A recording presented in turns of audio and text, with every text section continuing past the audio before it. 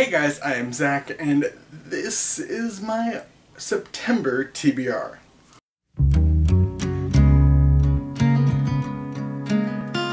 So I have a much more manageable September TBR than I did in August TBR.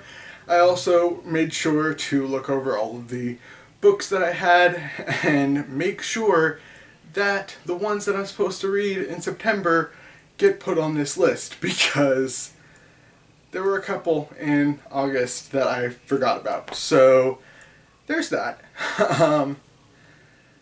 I haven't really read anything in September yet, and it's September 3rd as of recording this, so I need to get on that. The first book that I have chosen to read in September is The Vampire Trick, the third book in the Vampire Wish series by Michelle Maddow. This is a Vampire Diaries meets Aladdin type of story, and it's really good. The first book is a little heavy-handed on the Aladdin retelling elements, but the world building is incredible, the characters are awesome, the romance is actually something you can easily root for, and the way it ended was just perfect. The second book in the series is definitely a bit more of a filler book. It's not technically filler. There are a lot of things that are brought up that are world building elements that will be necessary in the future, but I feel like there was a lot of stuff brought up and not a lot of payoff, but it was still an addicting story, and I cannot wait to get around to this book, even though it is tiny, but still, I'm excited. I can't wait. Then I plan on reading The Crowns of Crosswalled by D.E. Knight. I was sent this by the author in exchange for an honest review, so I'm going to try and get this up by September 8th. And this is a fantasy book taking place in a world called Crosswalled, and it's about a 16-year-old girl named Ivy who has lived on one side of an enchanted boundary, keeping the normal from the magical. One day she crosses that wall and learns more about herself than she's known before. She goes to the Halls of Ivy to learn how to control her new magic. But when her magic and her life are threatened by the Dark Queen, she scrambles to unearth her history and save Crosswalled before the truth is swept away forever. So I'm really excited to read this. The cover is beautiful. The story sounds interesting. There are a bit of kind of tropey red flags in the synopsis, but honestly, I just want to read this and see what it's about. Then I want to read Cinderella Necromancer. If you watched my August TBR, you know that that was on that list. I decided to skip that in August because I could read it for September. It comes out on September 12th, so I can still get a review out before the book comes out. But this is sort of a Cinderella retelling with a necromantic twist, and I believe the story was sort of inspired by a 14th or 15th century grimoire that the author found or has or something. So it sounds really interesting. I just need to get around to it. Then I want to read Horizon and Horizon Dead Zone by Scott Westerfeld and Jennifer A. Nielsen, respectively. These are the first two books in Scholastic's newest multi-platform series about a group of kids who crash land in Antarctica, or so they think.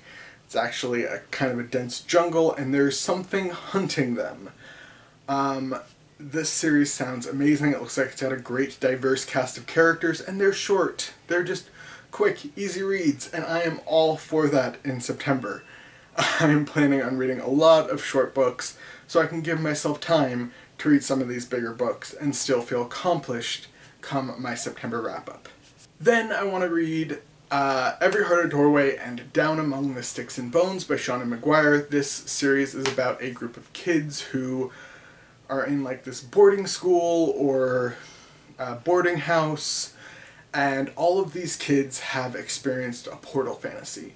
They've been whisked away to a magical world, some of which have lived entire lives in this magical world, only to come back to the real world and have to deal with not being the chosen one or magical or special anymore. They're just normal like everybody else.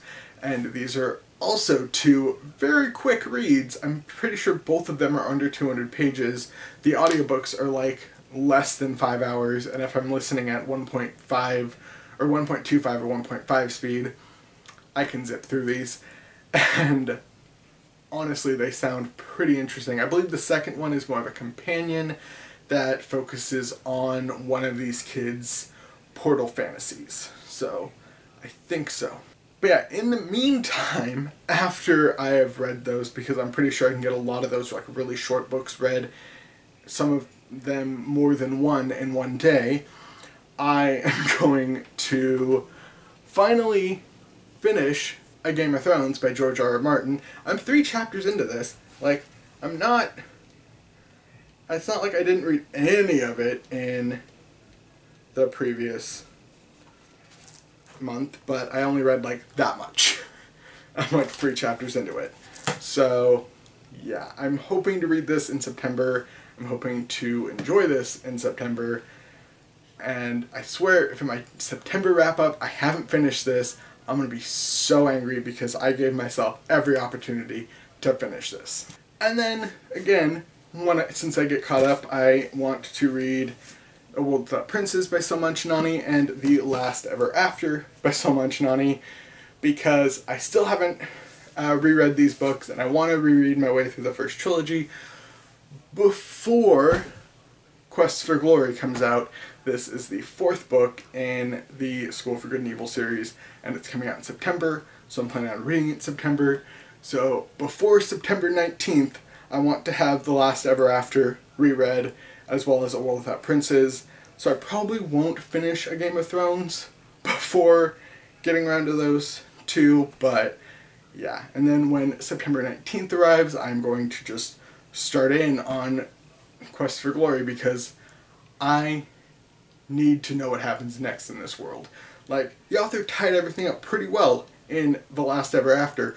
I still need to know what happens next. And when I finish Quest for Glory, I am going on to The Silver Mask by Cassandra Clare and Holly Black. This is the 4th book in the Magisterium series, which I know there's a lot of people that don't like it. There's a lot of people that say it's a Harry Potter ripoff. I like these books. I personally enjoy these books. I am going to continue with the series because I cannot just leave off with the 3rd book, because that broke every little bit of me. Then I'm going to go on to Mean Girls by Nicole Ostow. This is a novelization of the cult classic movie Mean Girls. This one isn't going to take me that long to read. I'm sorry, but like, I've seen this movie a billion times. I know what happens in it. I'm pretty much just going to be skimming it for anything new, essentially. We're getting close. I am almost done with this TBR. Again, I told you, it's far more reasonable than my August one, because next I want to read All the Crooked Saints by Maggie Stiefvater. I've heard mixed things on this book, and finally, if I read all of those, which I think I will, then I'm going to finish off the month, at least for now, with The Gentleman's Guide to Vice and Virtue by Mackenzie Lee.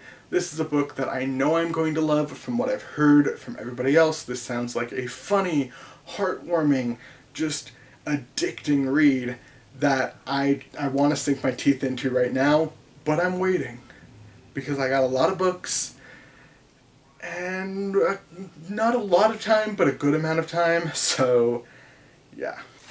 Anyway, that is my September TBR. I hope to have all this done in September, but we'll see. I hope you guys enjoyed this video. If you did, give it a thumbs up.